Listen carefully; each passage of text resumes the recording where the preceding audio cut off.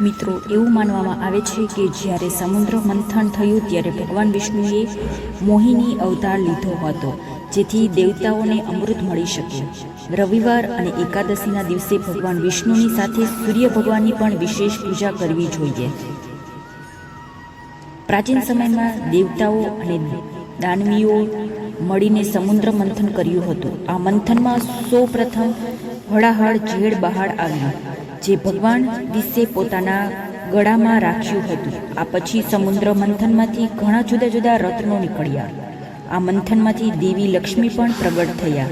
સમુદ્ર મંથનમાં અંતે ભગવાન ધન્વંતરી અમૃતના વાસ સાથે પ્રગટ થયા. દેવતાઓની સાથે દાનવો પણ અમૃત મેળવવા ઈચ્છતા હતા. જો રાક્ષસો અમૃત પીશે તો તેઓ અમર થઈ જશે અને સમગ્ર બ્રહ્માંડમાં તેમનો આતંક વધી જશે. રાક્ષસોને અમૃત ન મળે તે માટે ભગવાન વિષ્ણુએ મોહિની અવતાર લીધો હતો.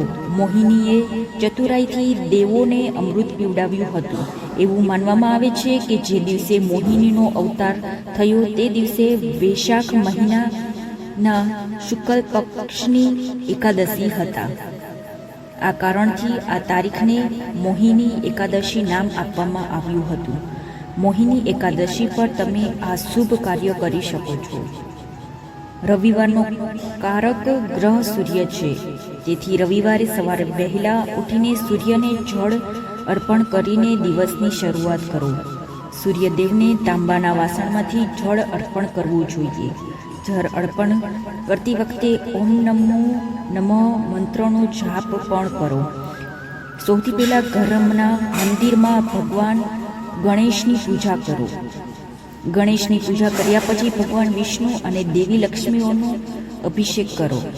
વિષ્ણુ પૂજામાં ઓમ નમઃ ભગવાનને વાસુદેવ નમઃ મંત્રોનો જાપ કરવો જોઈએ.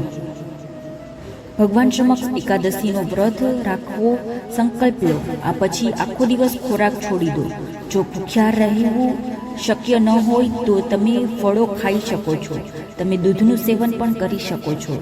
એકાદશીથી સાંજે તુલસી પાસે દેવો અવશ્ય પ્રગટાવો.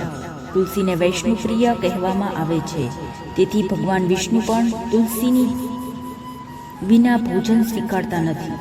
ભગવાન શ્રી કૃષ્ણ પણ બાળ સ્વરૂપ લાડુ ગોપાલને પાણી, દૂધ અને પાંચમૃતની અભિષેક કરો.